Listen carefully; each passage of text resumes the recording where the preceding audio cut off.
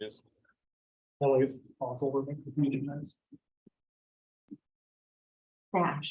Okay. Ready? There. Yep. All right, so this is the city council special business meeting and city council regular business meeting for Thursday, January 19th, 2023. It is 5:01 p.m. Wednesday, would you call a roll? Councilmember Lester,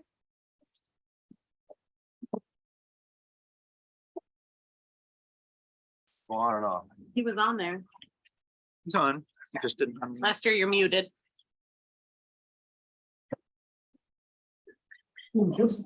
Sorry. I lost you guys for a minute. Okay, you're there though. Yes. Baker, Riva, here, Cool, Here. Livingston, Mayor Tom Phillips. I'm here as well, so we will move on. Item number 2 is pledge of allegiance. Would you please rise and say the pledge of allegiance with me? I pledge allegiance to the flag of the United States of America, to the republic for which it stands, one nation, under God, indivisible, with liberty and justice for all. Okay, next items, approval of the agenda. Would anybody like to move any of the consent agenda items to the regular agenda? Hearing none, can I get a motion to approve the agenda? Motion. Second. Motion by Reva, seconded by Cool. All those in favor say aye. Aye. Hi. All those opposed, same. Motion carries. Item number 4 is a dedicated work session. So this is a dedicated work session for mayor council. Regular city council meeting will begin following the work session. However, we may have to take a break since the public hearing notices indicated 6 o'clock time for those, and we need to wait for that time. For the work session tonight, we have a budget work session, and we had our first budget work session Tuesday night, and it went very well. Thanks for those that could attend. Thanks to the department heads for all of your work and getting your presentation set up. Huge thank you to Gene for the number of hours spent creating the fiscal year 24 budget and presenting it Tuesday night. Great job. So I will turn it over to you. Thank you, Mayor. Just to kind of a recap from Tuesday, you guys absorbed a lot of information. Thank you to the department heads for submitting their budgets and doing so in a timely fashion and doing a good job of presenting. We submitted $55.5 million budget on Tuesday. Mostly we focused on general fund and CIP. The general fund is about 10.1 million, and that consists of public safety, library, park and rec, community economic development and administration. The CIP budget is about $15.6 million. The benefits levy, which includes health insurance, IFRS, FICA, workers' compensation, is about 2.3 million. The TIF that includes our TIF fund is 6.5 million and includes economic development initiatives and grants and a portion of economic development administration of those programs. The debt service fund, which funds our principal and interest debt payments, $5.6 million of our budget. The road use tax that covers our streets, traffic control and snow removal, repair and maintenance is 2.2 million. And our enterprise funds comprised of water, sewer and stormwater is 13.2 million to make up that 55.5 total. We just want to kind of confirm some items that from Tuesday night that we discussed. And one was the Blue Stem and Prairie Sage project. The recommendation is to move that project to the construction was going to start in 24, but we're suggesting to start in 25 and be completed in 26, just due to financing and other street projects. If that's something that the direction is positive, we'll move in that direction. Yes. Yeah, that's my memory. We were gonna do some engineering work, I think. With the project. We have, yeah. Wayne, is it WHKF? Correct. Yeah, they've started to work on some of the engineering and preliminary stuff, and they will continue to do so. Good. Okay. The second item is the base wage, 4%. If everyone is okay with that 4%, that is what has been input into our numbers and we will move forward with that. Okay. And then the final item was the tax reduction of 11 cents. And I just put together some numbers. The insurance levy. We are actually requesting $43,000 additional tax dollars, but that rate can go down by 1.5 cents. The employee benefits levy is the same situation. We're requesting $489,000 more to cover those expenses, but we can reduce our levy 6 cents due to our growth figures. And then the debt service levy, we're going to request $193,400 additional funds to pay for our principal and interest payments. So and that's 3.7 cents reduction. So in essence, we're going to receive another $726,000, but we can reduce the levy by 11 cents because of our growth numbers. So we're very fortunate there.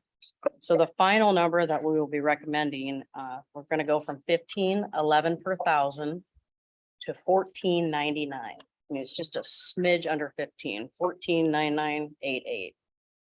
That's 11 cent, just a little over 11 cent reduction. It's kind of interesting. I remember being an employee here and never seeing it go that low. And I think if we look back on the record, it's probably been a long time. So I don't know. I just think it's a pretty good deal that we have the opportunity to look at doing that. Thanks. We're fortunate to be able to leverage our growth to do Good, that. yeah. Did you see the Facebook post that went out today? Facebook post, notice a public hearing on the proposed property tax. Oh, yes, that was on for just the general fund and the employee insurance levy and special revenues levy. So it did not include debt service. That is that extra public hearing we have to have that the legislature is requiring. If we grow 102%, more than 102%, we have to have another public hearing. And of course, ours is 28.5%. Okay, and the reduction is coming from the debt service fund The reduction, at the levy rate. It's the employee. it's in employee benefits, 6 cents. Is that the question? No, I'm looking at this chart and I don't understand the part. Oh, And from somebody who commented on it, he didn't understand the chart either. So I don't understand. It has the current year certified property tax rate. 11.87, and then it says the budget year effective is 9.18. And then it says the budget year proposed is 11.80. So it looks like it. I have that right here. I brought it with me. Find it right here. Is that percentage of increase in the budget? Okay, so the growth percentage, they're making us show the growth percentage, which was 28. Well, actually, it was 29.4%, I see that. but we're requesting 28.57 because we're gonna lower that levy. Okay. Are you So, talking about the 917,589? yeah, I don't understand. So bottom line is that we are still decreasing from 11.73 to 11.798 for this portion, correct? Yeah, and you know what? That's an automatic fill in from the state. I should have caught that. Those numbers should be exactly the same, in my opinion. Well, okay, thank you. Yeah, Just sorry like, about I that, don't get it. but I will tell you, the certified number for 22-23 was 11.87323, which is that first column. Okay, I don't know where those numbers are correct, but that 917,589 is not. But the budget year proposed maximum of 11,79814 is correct. Everything is correct in there except that 917. I don't know. I apologize for that. I don't think that will make us republish because the current year and the budget year proposed. Yeah, that's something that the state puts together for us and all we have to do is put in that third column. So okay, I'll ask Ted about that. thank you. I think we're okay though. Okay, because it's accurate numbers on the certified from last year and proposed from next year. Okay, thank you. Not weird. The levy rate's going down, right? Bottom line. The levy rate is going down. I know the taxes may not go down, but the levy rate is going down. Levy. I always like to throw that We caveat. don't have anything to do with the assessment. You know, if I look at last year's, it's the same situation. Oh, I know what that is. It's the I know what valuation. that is. Valuation. That's what they say we can go to without having a public hearing. That 917, that's the 2% growth. That's, Ah, okay, well, there you go. That makes sense. I didn't notice that last year because it wasn't as low, you know, it's 11. That's Right. exactly what that is. So that's the budget year effective property tax rate that we can go to without this public hearing. And here I just thought it was the state being the state. I didn't even notice that last year. So it's correct.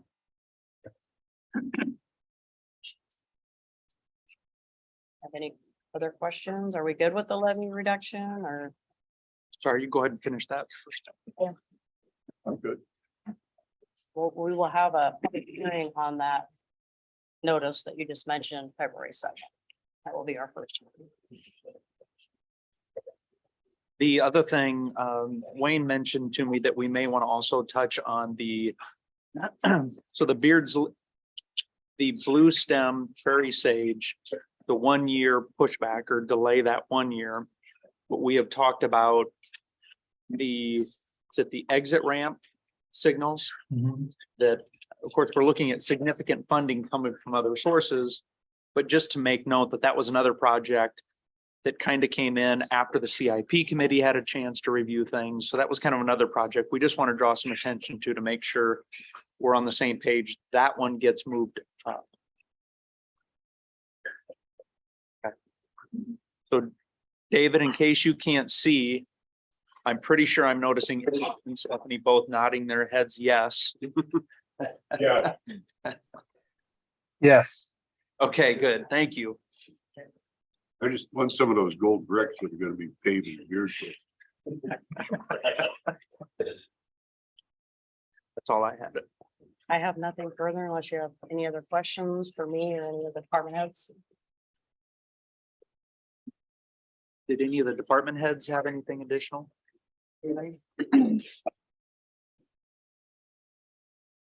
Wayne, you don't want to talk longer? That's funny. You got some time, surely Holly could report on something. Sorry, I couldn't-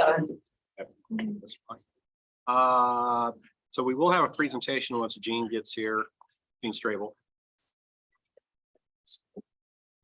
We'll go ahead and welcome guests and public comment, even though we're early and there's nobody here. Yeah. Huh? We don't have to wait till 6. You can't start public hearing. That's right. But we're gonna do the consent agenda. So consent agenda, we have expenditures, tax abatements, approval of the January 5th, 2023 minutes of the regular city council meeting. New 5-day Class C retail alcohol license for Top It Off event at 340 Wright Road effective January 20th, 2023 through January 24th, 2023. Is that the one that we were talking about? Oh, tomorrow is the 20th. Okay. I had my days mixed up. That's right. All right. Renewal Class C retail alcohol license for Sunday and Sunday sales for Echo Valley Country Club. Renewal Class C retail alcohol license for Fairway Stores number 077. Resolution approving the renewal of a preventative maintenance agreement with Life Med Safety. A resolution approving second final payment to JNB Senior 2 LP, which is Alice's Place. Resolution approving payment to De Novo Construction Services. Resolution to approve pay estimate number 9 to Sternquist Construction for Sunset Drive, Iowa Highway 28 North Avenue Intersection Improvements Project. A resolution setting February 2nd, 2023 for a public hearing regarding an amendment to the Hughes Century Crossing Plan Unit Development Parcel F land uses.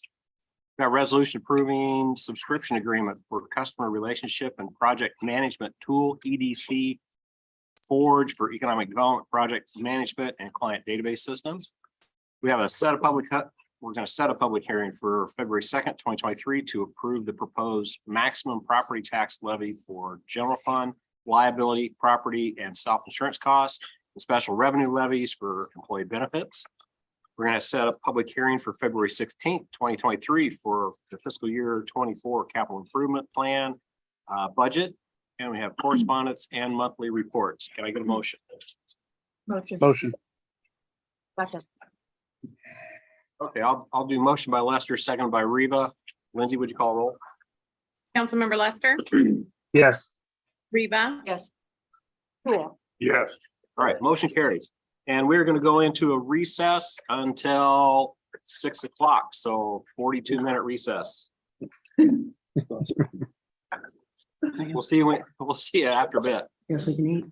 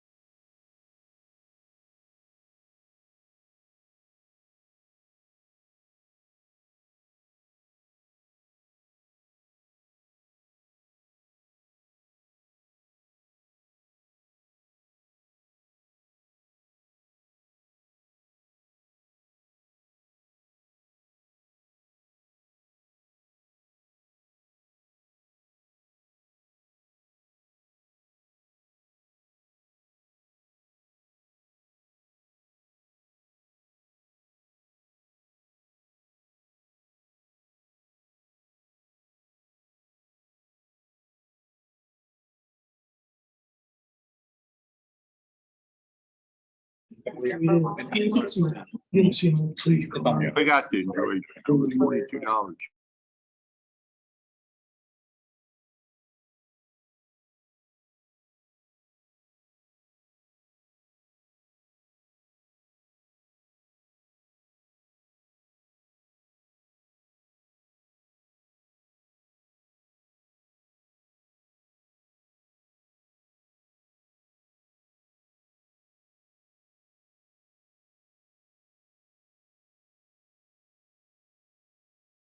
We are on mute. So it's just behind me.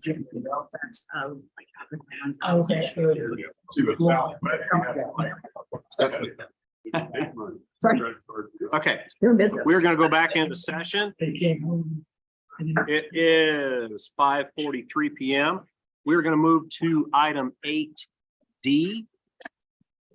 I can find it on the sheet. We're gonna skip the public hearings, get some business done, and then come back to the public hearings after 6.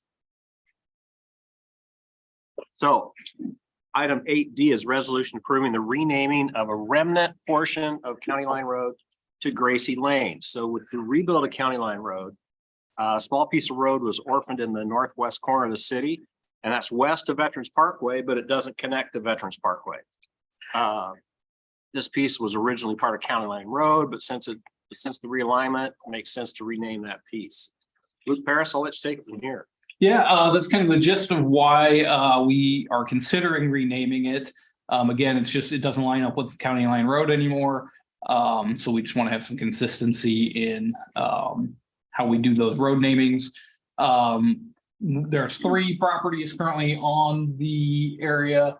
One is a City of West Des Moines owned property that they purchased as part of the Veterans Parkway project. One is a building with a accessory garage on it, so there's no residence at it. And then one is the Katzer residence where they operate their massage business out of. If you remember, they were before council a while back and we did a rezoning for them. Address wise, only the garage parcel has an address to this current County Line Road. The Katzer property's address to Arilla Road, so we're really only impacting that one property without a residence. Chief Staples had talked to the Katzers and we were just trying to figure out name suggestions. Staff really didn't have any opinion on what it should be named. And the Katzers suggested the name Gracie. And from a city perspective, we don't have anything else named Gracie Lane in town, so we're good with it from a staff perspective. But ultimately, that's council's decision. If they want to consider other names, we certainly can do that. After approval of anything, then there's a process we have to go through with recording things as well to make it all official. So we'll work with Lindsay to get that done, should we approve it. All right, so tell the whole story. Where does the name Gracie come from? I'm gonna kick back over to Greg because I don't know the full story. Gracie was the name of their family dog that passed away recently. That's what they chose. I said, if you could name anything you wanted to be, what would it be? They thought about it for a week and then they called me and said Gracie Lane, if you can make it happen. But I'll see. I think they were planning on being here, but we're starting here. So am I understanding this right? That the segment of road we're talking about is the segment of kind of the abandoned road there after they moved County Line Road? Yeah, it's the section on, it's kind of circled, the piece circled on red there. So it's west of Veterans, Okay. between Arilla and Veterans. Yep, What that becomes section. the status of the abandoned piece? That piece becomes private and is a drive for the property owner on the north side of that. Okay, so, thank you. That was my question. Any other questions or discussion? from council? Any public comment? To approve. Second. Okay, so motion by Rivas, seconded by Lester. Lindsay, would you call the roll? Councilmember Lester, Yes. Riva. Yes. Cool. Yes. All right, motion carries. Item 8C, we're going to go backwards to 8C now. Is a resolution approving the site plan amendment Norwalk Central Sportsplex USA LC for facade elevations. Luke, I'm gonna let you take this one. Sure. So this is a amendment to the Sportsplex site plan, though we're not actually changing anything on the site plan itself. Facade changes are considered a site change. So what we're looking at here are new elevations for the building. Essentially, when they were working through the concepts of what they wanted the final building to be, they changed some roof styles. I think in the agenda packet at the very bottom is the old elevations. And you can tell by the side of that, they kind of had a normal gabled roof. Here, they kind of went with one sloped roof from the front to the back. So when you change roof style, that kind of changed what their front facade looked like. So they redesigned that. All in all, I think if you compare them, I think this facade has a more interesting look to it and kind of varies elevations a little bit more. The sides look a little more unique. The sides on the old elevations are pretty plain. So I think all in all, it's a better product. Both this and the old elevations, though, did meet our architectural regulations. So we're meeting the percentages and material requirements that we would have. So happy to take any other questions. So by making this change, we're enabling them to make that change. Correct.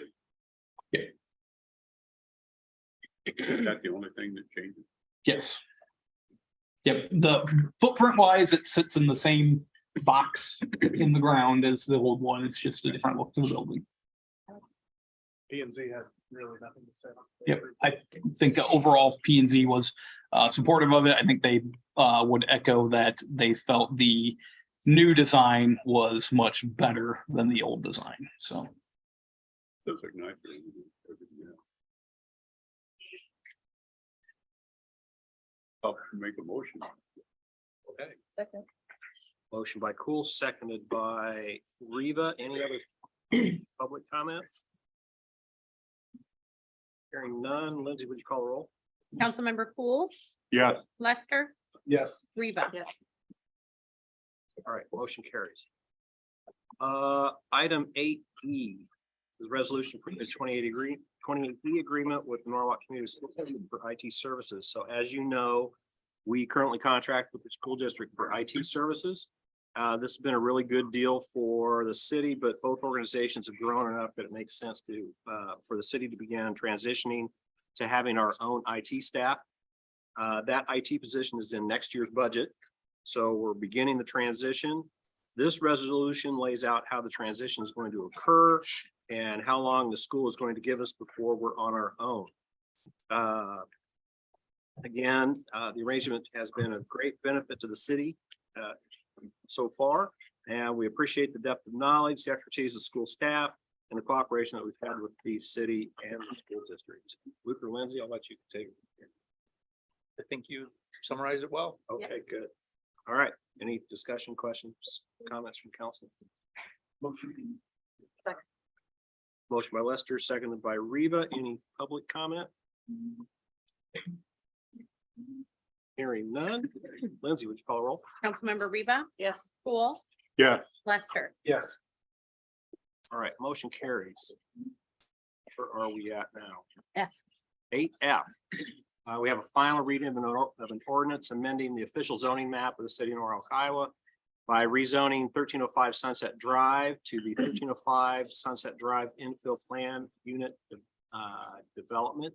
So this is a rezoning request for the property to make it an infill PUD. It's the old Stover's photography building. It's right to the south of Jones Dental. Luke Harris, do you have anything additional? No, have to answer any questions. I've got one question. Yeah. Because I saw the P and Z packet. Mhm. Does this affect anything going on with the Jones Dental property? No, it won't. They can work in Yep. concert together. Yep. Thank you. Okay. Any other questions? All right, can I get a motion to approve the final reading? Second. Okay, motion by Reva, seconded by Cool. Any further discussion? Hearing none. Lindsay, would you call roll? Councilmember Cool, Yes. Lester, Yes. Reba. Yes. All right, motion carries. Item 8G, final reading of an ordinance providing for the division of taxes levied on taxable property in the December 2022 addition to the Norwalk Urban Renewal Area pursuant to section 403.19 of the Code of Iowa, south of Delaware on pending certified site 2.0 property, Norwalk JV 22 LLC. So this ordinance change is to allow the city to use TIF funds for the JV 22 development site. And that site is just south of Michael Foods, across the street. That site is not an expansion of Michael Foods. Just to make it clear. Holly or Jean, do you have anything additional on this? I think so. All right, any discussion, question from council? This enables us or gives us the ability to develop that. It gives. We're not developing it, JV 22 is. Well, We're providing TIF funding to pay for that development. we could walk through that. Yeah, Public infrastructure. exactly. For the infrastructure. Yes. All right, any other questions? I get a motion for the final reading? Motion. Second. Motion by Cool, seconded by Reva. Lindsay, would you call roll? Councilmember Lester, Yes. Reba, Yes. Cool. Yes. All right, motion carries. Now what do we do?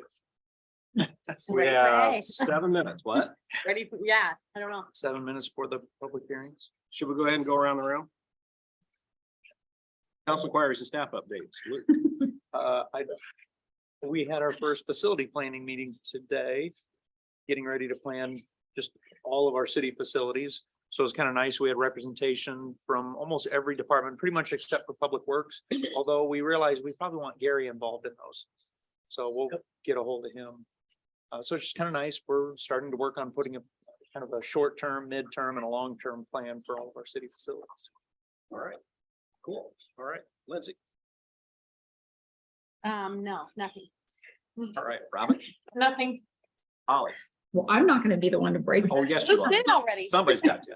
Well, we did have our, the state kicked off a certified site process that they completely revamped in these last couple of years. So they kicked that off today and Chris and I were on that webinar. So it's actually making it a lot simpler. I won't say easy, but simpler during the process and shortens it quite a bit. So now we can, if everything works out and we're accepted and we have everything turned in on time, we can be certified within a year of the application being accepted. So that's positive. And then they also gave us some opportunities to shrink the sites. So you can go down to a 25-acre site, or before I think the minimum was 50 or 55. So we have a lot of opportunities now down south of Delaware. Yep, so that's underway. Okay. Thanks. Robin. Sorry, I did have something. We had our pre-construction meeting for core this week. And everything went well with that, so.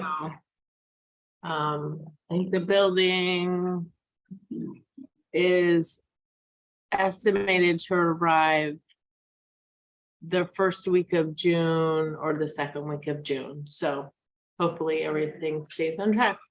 And I promise that's all. If you want to do more, just let me know. All right, Gene Kelly. I think I've spoken up the last couple days. All Thank you. right, Chief. Yes, Jean did speak it up the last couple of days, but I know every director in here is thankful for what she spoke about and how she put it together. It's made all our lives easier. I'm amazed that we did the budget literally in 3 hours and 47 minutes. And that's just a pleasure to work here. So it's things like that, how well everybody works together. On a police note, Officer Caden Sauer and Clint Allen, field training is progressing well. Caden passed a major stumbling block and caught an OWI on his own. Already, usually it takes them several months before they can figure out how to do that. And it's something I make them do that the state doesn't require it and the training manual doesn't require it. It's an added thing I make them do. Because if you don't, you bring officers who don't ever do them because they were never trained.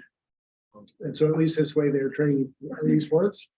And also I wanted to make sure that all the council members and all the directors really are invited to come and do ride-alongs at any time. The citizens are able to ride along at any time.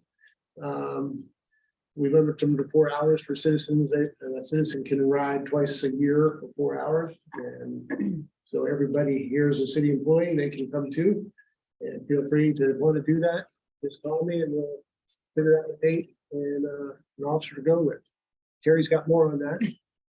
Yeah, so I had an exit interview. I think most of you probably know that Officer Kessler, her last day was last week, last Yeah, Thursday. Last Thursday. But in the exit interview with her, she recommended, she said that she thought that council as well as myself and Luke and other department heads would get a lot out of going for ride-alongs, and she suggested. And so I had talked to both Luke and with Chief about it, and sounds like it's really easy to do. Just call Chief, right? Yeah, just tell me the date and the time and I'll tell you if there's an officer available.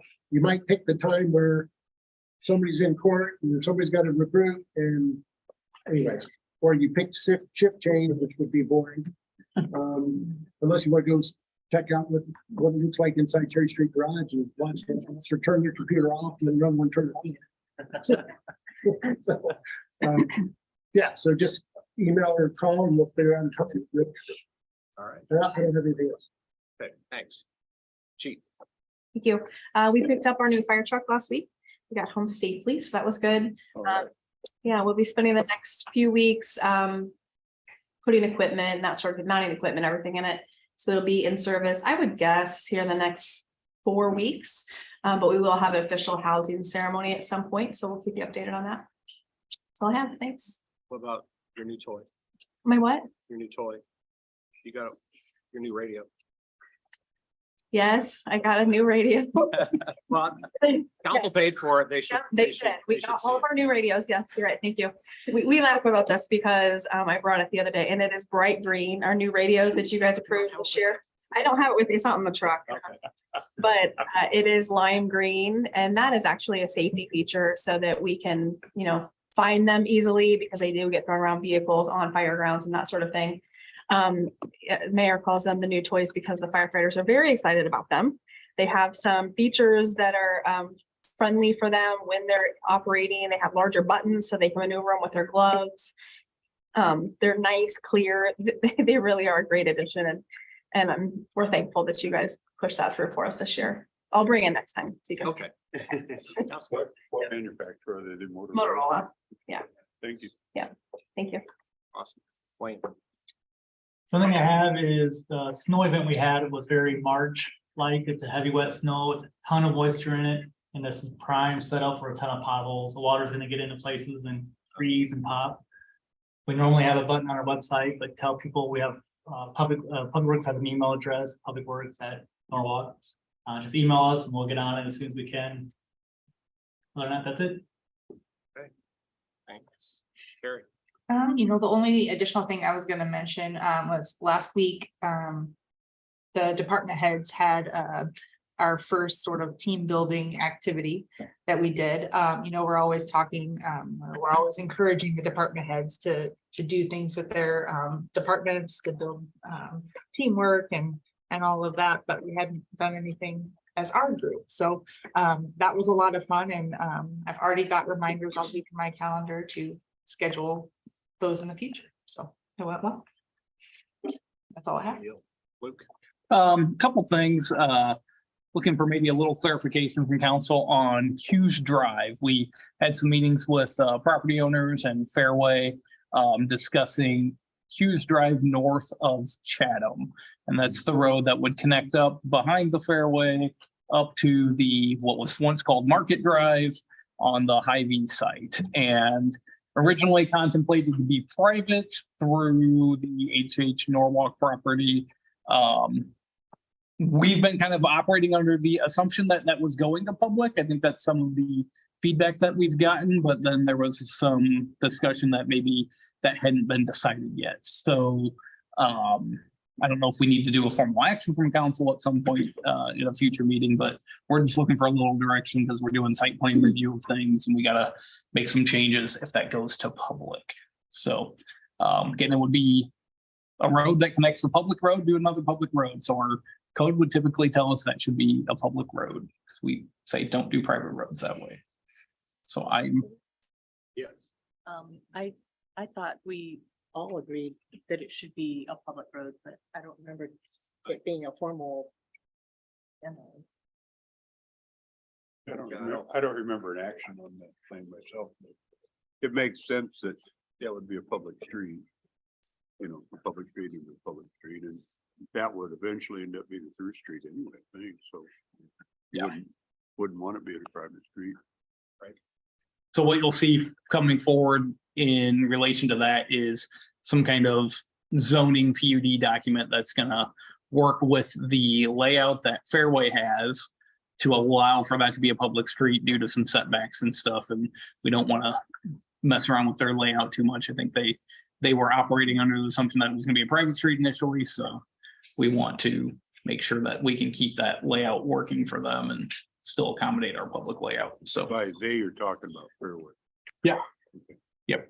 So, so we're working on that this week, but just before I finalize that document, I wanted to get some clarification there.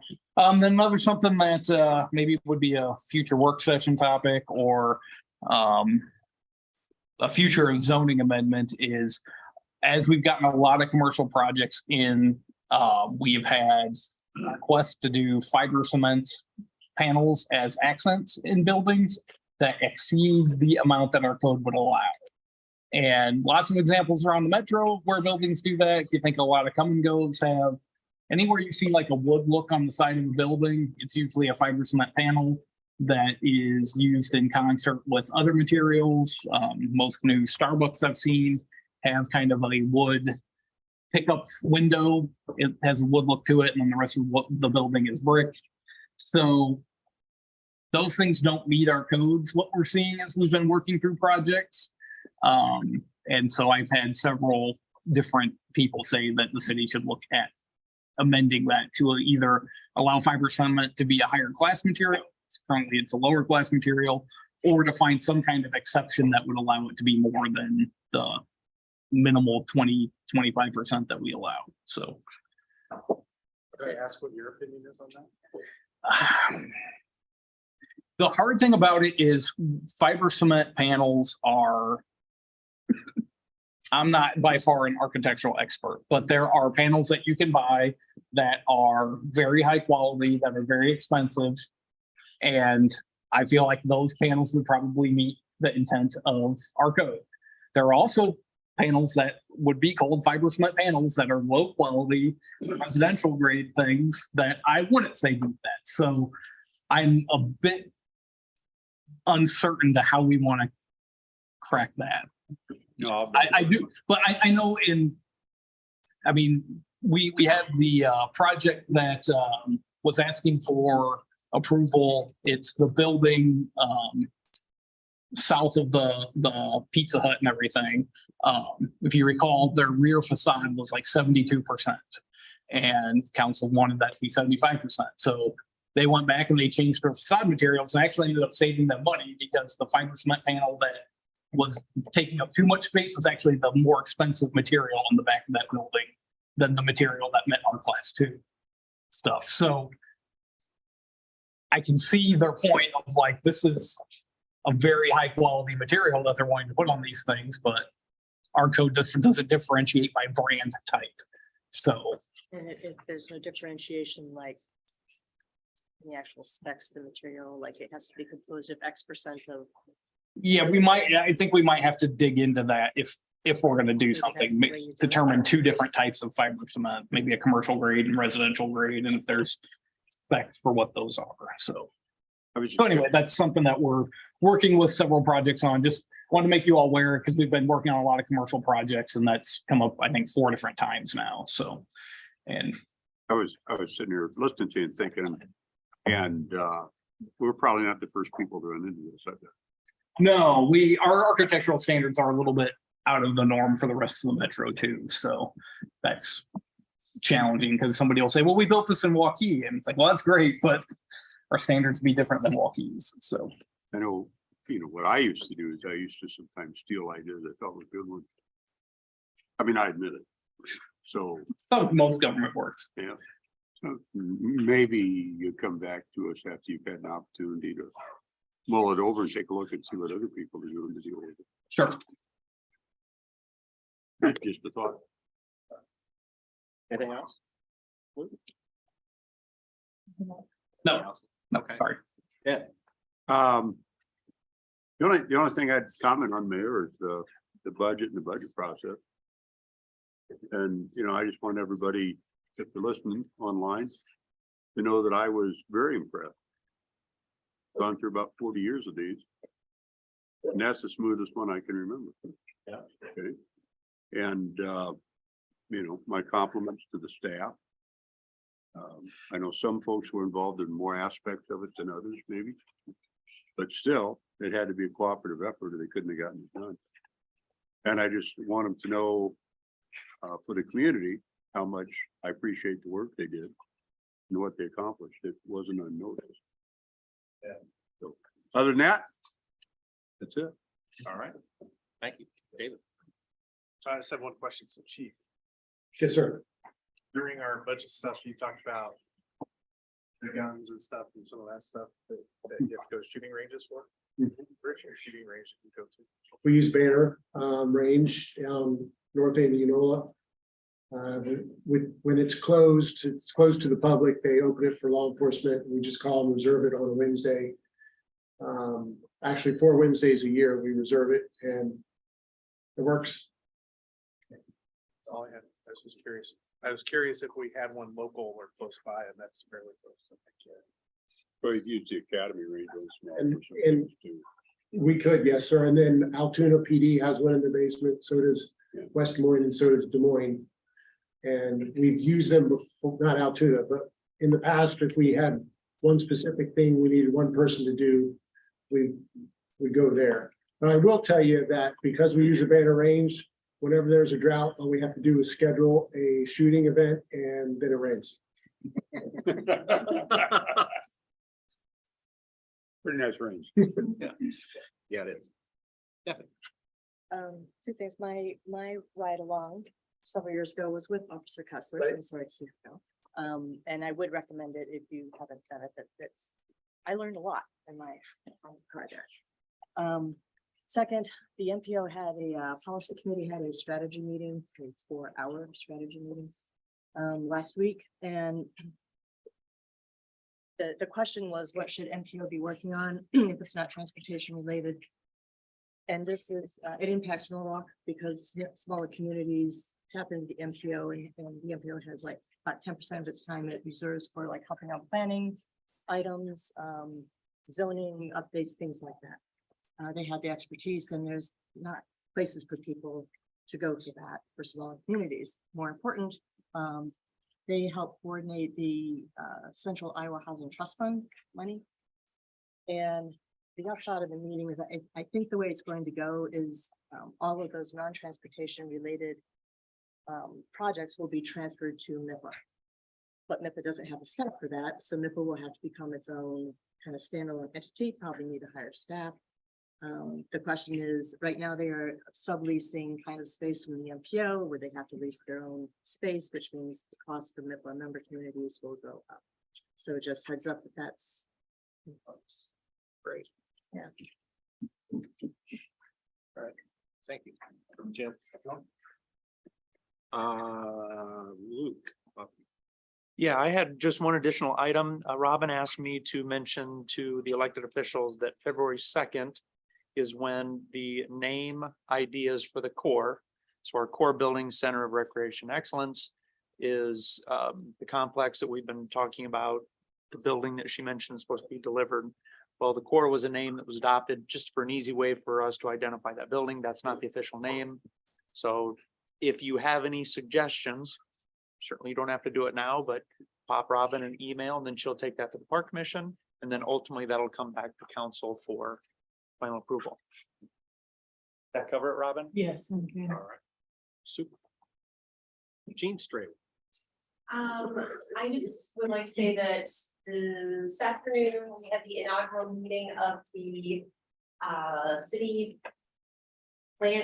Facilities Planning Committee, and following that meeting, I toured with many of the folks who are here, and it was a very eye-opening experience for those who were not familiar with the tight quarters that the staff is operating under. So I think that we're off to an interesting start for that. And again, I present my guest. Yeah, come on up.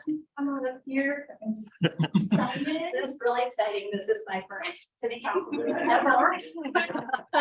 I would just like to thank all of you folks for approving the circulation supervisor full-time position. This is Christy Olson. She was hired from within, and she is one of the smartest, funniest, and most enthusiastic people I know. I'll go with So- the enthusiastic. I don't know about the rest of it, but, so yes, my name is Christy Olson. I've been working for the library since September of 2020. So we were in the heat of COVID, where curbside and all that quarantining items, that kind of stuff. It has been a great opportunity. I love working with the library. I love Jean. I love all my coworkers and the patrons, the people I've gotten to know in the city of Norwalk. It's just been a fantastic experience. I've loved it enough that I've decided to go back and get my master's degree in library science. So anyway, it's just been fantastic. I thank you so much for creating this position so that I can build teamwork within our circulation staff there and make changes that need to be made and help lift some of the burden off of Jean and place it squarely on my shoulders. So thank you so much. Thanks for letting me come speak. Jean told me I have to keep it brief, so that is what I'm gonna do. Thank you. You guys got any questions for? Yeah, any questions? Oh, you're gonna stay a while, aren't you? Oh, yeah, so I actually live in Johnston. And I drive down and I've had people say, why don't you get a job in Johnston or Grimes or somewhere else? I'm like, I love this library so much. Yeah, I'm invested here. I really, really love it. Glad I'm to have willing to you. make the drive. Glad to have you. Thank you. Someday maybe you should move. Yes, someday maybe I will. I heard Judy say, yeah, so. So good. Thank you so much for giving me a few minutes. I appreciate it. Thank you for coming in. Very good. Thanks. Jean. Okay.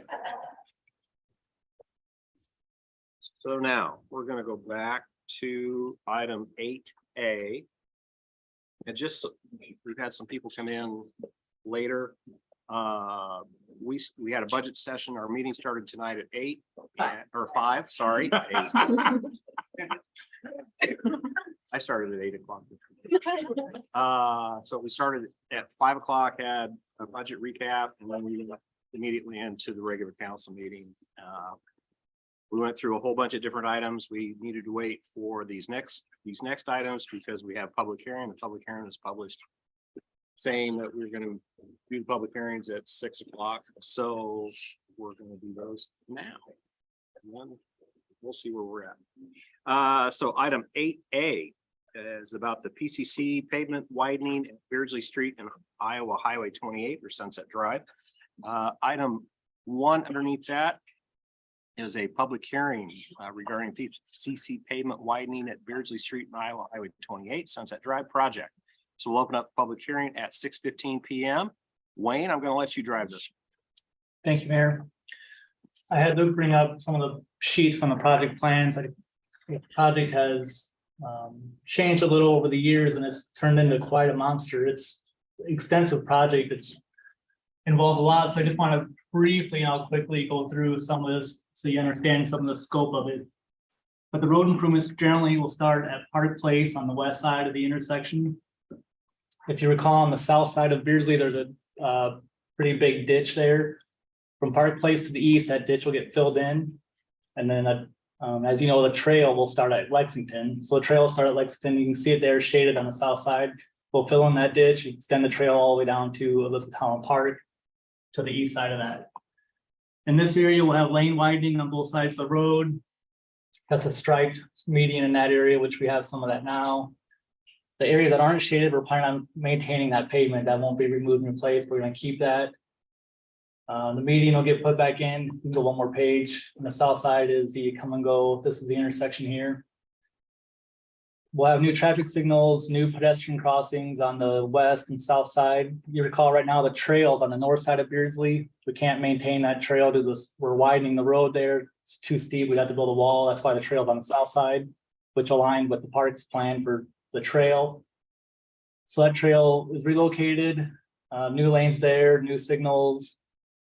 A little bit of work in the highway, and then on the east side, you'll see lanes, dedicated right turn lane, through lane, dedicated left turn lane.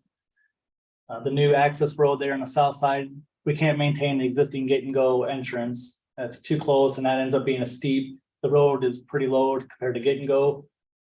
So we'll have the curb, the trail, and then a little retaining wall, and then the gate and go site there. It's kind of hard to see, but go another page, you'll see heading down to Marketplace Drive. We're gonna remove and replace the trail crossing and then you'll see the, if you recall, that art feature in Elizabeth Holland Park. We'll just be modifying the trail right on that art feature, but that art feature shouldn't be impacted.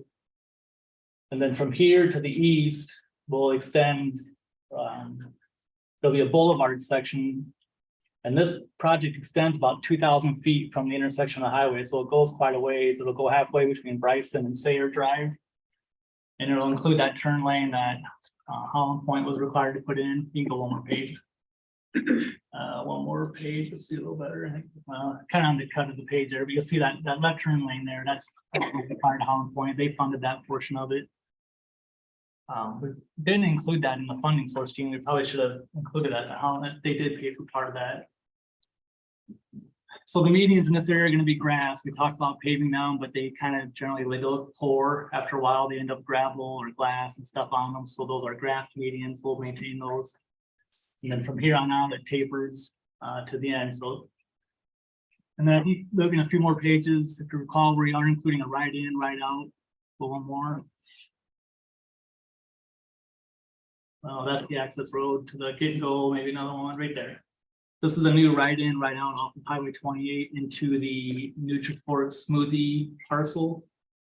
This was something that I think they were gonna do, and then we were worried about our contractors would be there and we didn't want them fighting with each other.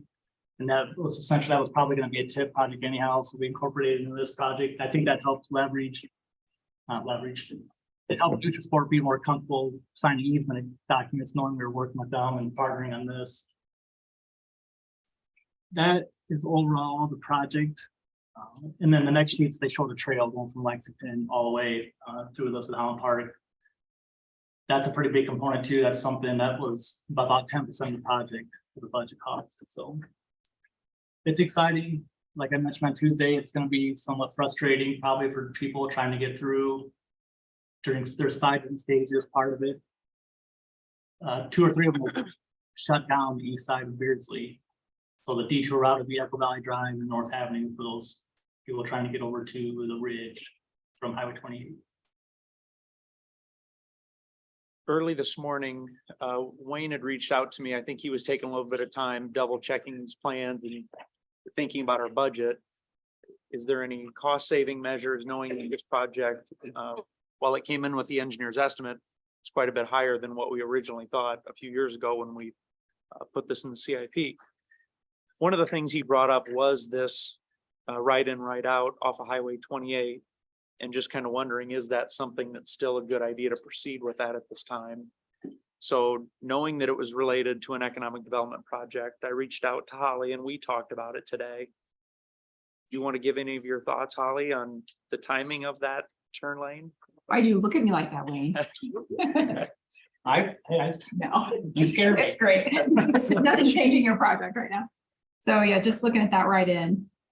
The developers that had initially planned to build the Nutrisport and smoothie project there, they are kind of indefinitely on hold for that particular project. Just everything that happened kind of on that corner just changed things for them a little bit on their site plan.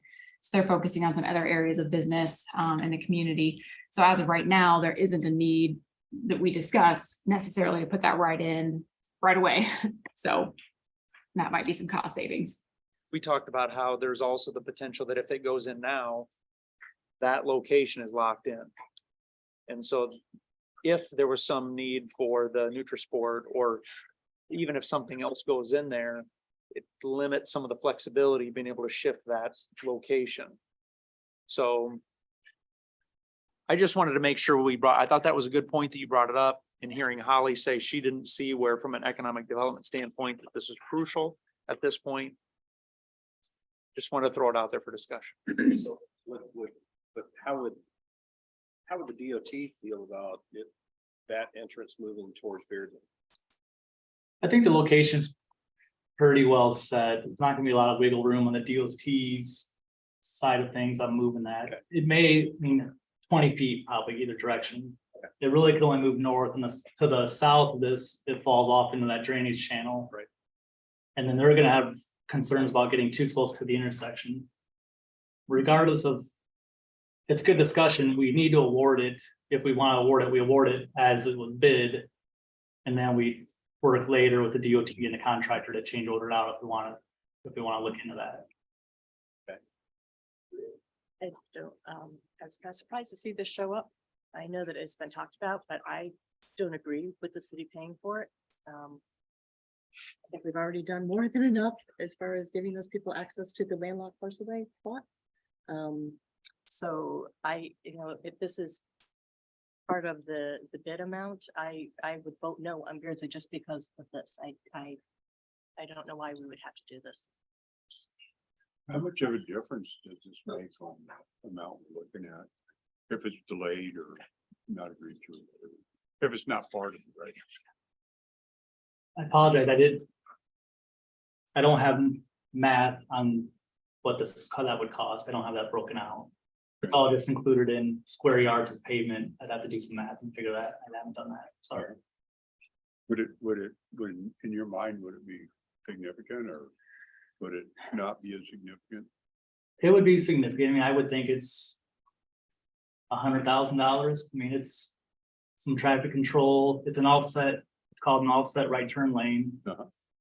So there's a little more grading and paving there. I think that storm sewer extension is part of that. But isn't it essentially building a road to nowhere? It is. Yep. Would we still be needing the extension of storm sewer if we don't immediately put that lane in? I mean, we wouldn't be moving anything.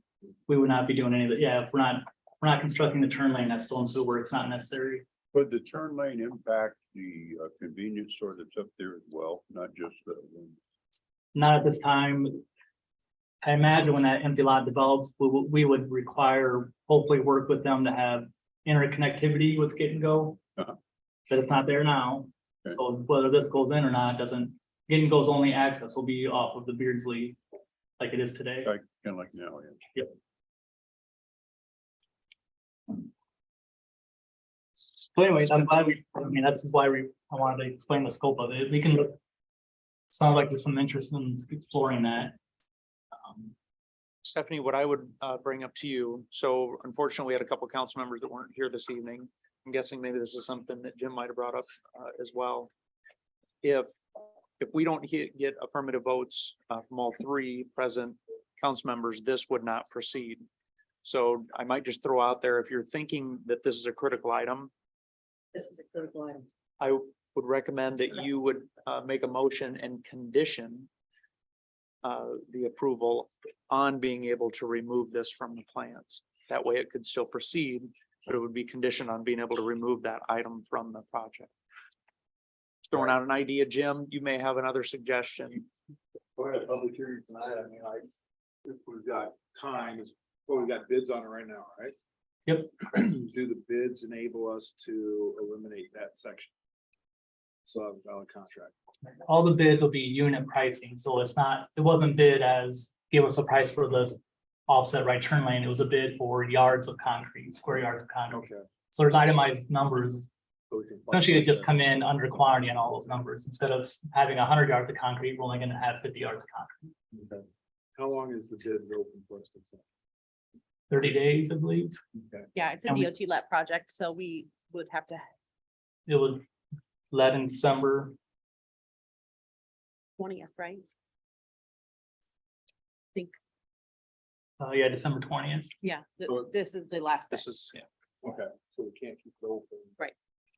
Again, that's true. So I think then what we would suggest would probably be it, but we approve the contract without that part of it in there, with the quantity bids that, we could reduce it. Reduce the quantity.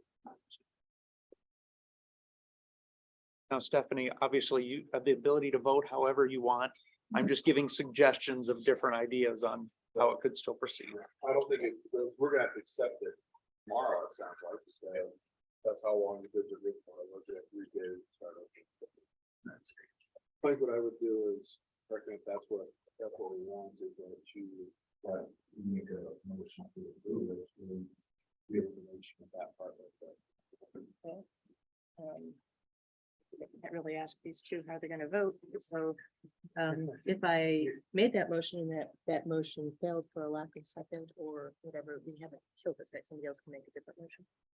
You could make a motion to amend the resolution to eliminate that. And vote on the final resolution. You know, just to comment, and I could say that I probably wouldn't mind delaying that. I think that might be a prudent thing to do anyway. Jim, Lindsay, I'm sorry to interrupt. I'm a little concerned with the DOT be still, we could still award the contract with a resolution or with the approving it with a condition on it.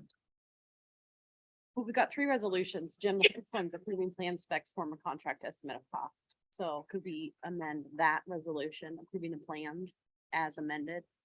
And still award the contract and approve the contract and bond as is? Yeah, well, it's quantity, you told me that it's quantity, and it's not, I think basically his full job is the quantity of cement. So I'm just thinking though, can we amend the resolution approving the plans? I think you'd amend all that stuff. What do you think, David? Wayne, would rebidding it cause the DOT to possibly not fund their portion? It's possible. I'd have to look into it. My main concern would be if we're not gonna rebid, it's not getting built this year if we rebid it, which is fine. But then we just renegotiate our easement. We have to renegotiate easements, temporary construction easements. Is our engineer on? Who's No, quoting? Snyder, I didn't ask them to attend. Sorry, I didn't know this was part of the project. No, Either I that's- wasn't paying attention or. it's Probably on me. I should have brought it up earlier. And it seemed like it was more of a eminent or a necessary part of the project before when there was development that was occurring there. It was more of a needed part of this project. It is not now. Yeah, we would still be able to use the rest of the project. Yes. Any other comments from council? I was just wondering what David's opinion was, because he probably ought to be swimming in the same direction. We're in a public meeting, yes, we can. Yeah, you can discuss. We're in a public meeting, we can do it, so. We just can't do it in private, remember? No, I just wonder what you thought. My biggest question would be is it worth $150,000 or whatever to put this in today when it's gonna cost $400,000 in 2 years when it goes in? That's my only question. I'm fine with it proceeding with that going out, but at the same time, I look a little bit at you saying in 2 years, when you're pulling a TIF agreement together for this whole deal, are you looking at $400,000 instead of 150, whatever the number is for that? Does that make sense? And that's my only comment to this is there's some cost savings because they're already there. So for the write in, write out that we had, we were talking one with Hy-Vee, we were talking, we had the one with Casey's.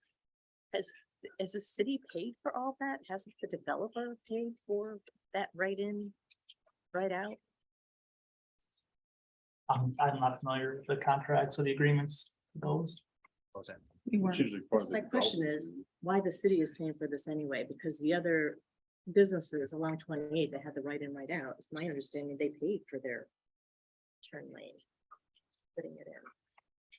It was probably through TIP. My recollection was that knowing the work that we were doing here, looking at the site plan from the NutriSport, all that came together that it made sense to make that a part of our project.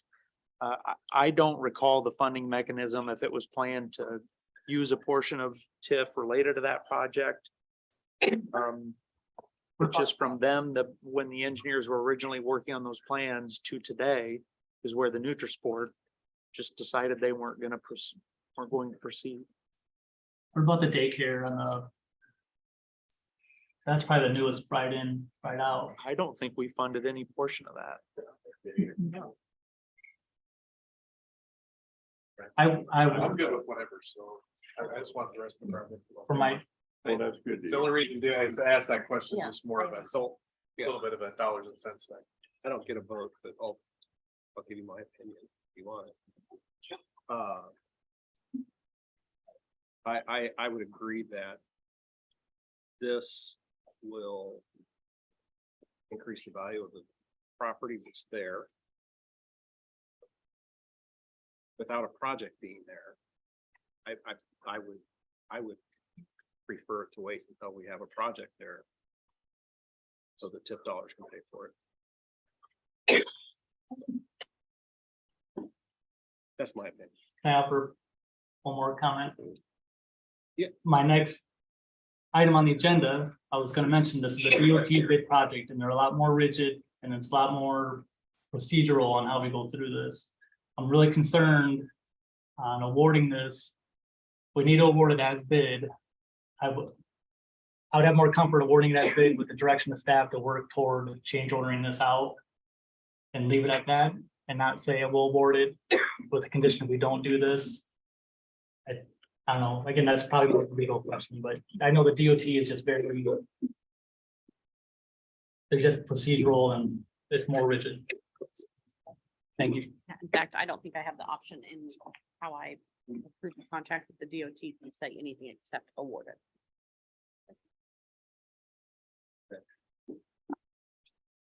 So Lindsay, have we received any oral or written comments on this item? We have not. Do we have any other public comment on it, on this item? Hearing none, we'll go ahead and close public hearing at 6:33 PM.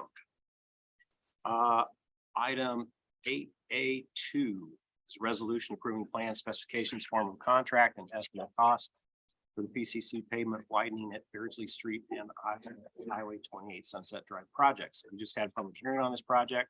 This is the first of 3 resolutions needed to get the project launched. Council passed a resolution to approve the preliminary plan specs, form of contract and estimate for this project prior. So this resolution is the final approval for all of those. Wayne, you got anything to add? As I mentioned, it's a DOT project, so process for change orders will be a little different. They'll have to be voting. They'll have to put change orders as well. It's not a calendar day project. Most of our projects would say you need to be complete by November 30th. This is a working day contract where obviously rain days don't count, weekends don't count. It's a number of working days. So that's a little different than what we're used to. And that's it. Thank you. Okay, discussion, questions? Council, comments? When this gets executed, when it gets done, then this will be, or you'll try to do this in between school years. As much as you can. They will start probably in March. And then it'll take all year. The way it's phased, they're gonna start on the west end or on the west side of the highway, which isn't as impactful. The first few stages, by the time they got over on the east side, it was likely this summer. Which is less impactful to schools. I expect it'll carry over into the fall season though. For a little more confidence, we want to have hidden cables and stuff. No, No. All right. Any public comment? Okay. Can I get a motion to approve resolution? To approve on the condition that staff submit a change order to remove the turn lane portion on Highway 28 Sunset Drive. Second. So, did you get that motion? Yep, awesome, good deal. Got a motion by Reba, seconded by Lester. Any further discussion? Hearing none. Lindsay, would you call the roll? Councilmember Reba, Yes. Cool, Yeah. Lester, Yes. All right, motion carries. I keep waiting for at least one more name. I know, right? Yeah. So, item 8A3 is resolution awarding contract for the PCC pavement widening at Beardsley Street and Iowa Highway 28 Sunset Drive project. So this is the second of 3 resolutions needed to start the project. This resolution awards the contract to Elder Corporation. Wayne, anything to add? No, sir. All right, any discussion, questions? Council or public comment? Anybody want to make a motion? Motion. Second. Motion by Cool, seconded by Reva. Lindsay, would you call roll? Councilmember Cool, Yeah. Lester, Yes. Reba. Yes. All right, motion carries. Item 8A4 is resolution approving contract and bond for the PCC pavement widening at Beardsley Street and Iowa Highway 28 Sunset Drive project. This is the third and final resolution needed to get the street rehab project going. This resolution approves the contract and indicates how the city is going to pay Elder Corporation for their work. Any discussion, questions, comments from council or public? Vote to approve. Second. Motion by Reva, seconded by Cool. Lindsay, would you call roll? Councilmember Lester, Yes. Reba, Yes. Cool. Yes. All right, motion carries. Thank you. Yeah. Item 8B, we're going to talk about Norwalk Central Diligent Property. Item I is a public hearing on a proposed amended development agreement with Diligent HCC LLC. So we'll open up the public hearing at 6:38 p.m. Just for some background, we discovered there was stormwater work needed for the HH Norwalk site to route stormwater down Chatham to the new detention pond rather than across the HH Norwalk land. We also discovered that there is a piece of underground work that we needed for our building at Norwalk Central. We asked Diligent to do this work. They were willing to get that work done for us. And this addendum to our development agreement is for that work. Holly, I'll let you take it from here. Yep, that's it. We're just amending the development agreement to add those 2 separate costs in.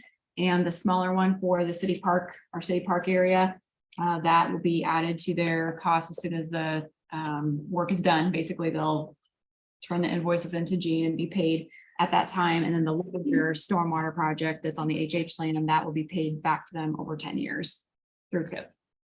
All right. Any comments from council or questions? Lindsay, have we received any written or oral comments? On We this? have not. Okay, any other public comment on this? Hearing none, we'll go ahead and close public hearing at 6:39 p.m. Item 8B2 is a resolution approving amended development agreement with the Diligent HCC LLC, authorizing annual appropriation tax increment payments and pledging certain tax increment revenues to the payment of the agreement. So we just had a public hearing on this item. Holly, you got anything to add? I don't think so. Any discussion, questions from council? Yes. Yeah, just one comment. I voted no to remove this from remove the fifth piece originally. I want to explain that so that everybody understands. We have a general rule of limiting TIFs to 20 years, and this essentially added a year and a half onto it, in my opinion. So that's why I voted no the first place. However, since then, we've made agreements in the past to do stuff in the payments and such. So in order to pay for them, we need to approve this agreement. So if you're wanting to know why I'm flipping from a no to a yes, it's all because at this point we need to move forward with the project. Appreciate the explanation. All right. I had just one question, Mayor, and that is that we're probably pretty confident that changing this will be adequate for the development of the other property there that's just beyond the scope of what we're doing. I guess that's my question. Are we pretty confident that we're providing adequate capacity? We've, having some discussions with that adjacent property owner, making that change that shows up in that upper right hand, that dashed red line. It's kind of hard to see, but if you look at the aerial photo, you see how there is a drainage way that cuts at an angle across that property. Right. Being able to run the drainage along the property line functionally makes that corner of that property much more usable. Mm-hmm. Significant portion of that is identified for commercial, which is of even higher value. So I feel confident in saying absolutely that improves the value of that area and it helps make it more developable, makes it a more quality piece of property. I don't know if Ollie or Luke Parrish, maybe you have additional comments? I think you hit it on the head. Okay, thank you. Any other questions, comments, or public comment? Hearing that, can I get a motion to approve that resolution? Motion. Second. Let's make up our mind. What do you think? Lester Sewell. All right, motion by Lester, seconded by Cool. Lindsay, would you call roll? Councilmember Lester, Yes. Riva, Yes. Cool. All right, that motion carries. Item 8B3 is the second reading of an ordinance providing for the division of taxes levied on taxable property in the January 2023 addition to the Norwalk Urban Renewal Area pursuant to section 403.19 of the Code of Iowa. So this ordinance change is to allow the city to use TIF funds. This is being done to add the funds necessary to pay for the work we asked Diligence to perform and to add the stormwater sewer to HH Norwalk land, gets storm sewer to our building in Norwalk Central, and that we just passed the agreement for. Holly or Jean, you got anything to add? Any discussion or questions from council? Or motion? Motion. Second. How about if I second it? David's motioning that. All right, motion by Lester, seconded by Cool. Lindsay, would you call roll? Councilmember Riva, Yes. Cool, Yeah. Lester. Yes. All right, that motion carries. I think that means we're done. I would entertain a motion to adjourn. Motion. Did we do this site plan? Second. I'm gonna give you a chance, David. Motion by Riva, seconded by Cool. All those in favor say aye. Aye. All those opposed, same. We are adjourned, 6:43 PM. Yay, thank you. What was the first? That's what happens when you start.